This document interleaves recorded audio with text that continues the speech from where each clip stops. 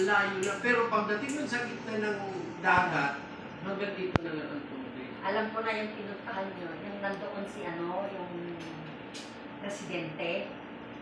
Tubig ka. Basta puro corals ang nandun at saka mga Oo, may mga corals doon. Nakalimutan ko. sabi ko, ang ganda rito pero, sinabihan kami na bago mag alas 12, makaalis na kami. Oo, kasi tumataas na yung tubig. Tumataas. Yan yung sa amin, Joe. Pero ang lawak-lawak ng dagat at nasa gitna ka ng dagat, may umaywag na yung tubig. Pero kung nag-high tide, Pero may oras na kayo. Kaya 11:30, pinaakyat na kami sa bangka. Bago umalis kami, bago mag alas 12, nakaalis na kami dun sa lugar.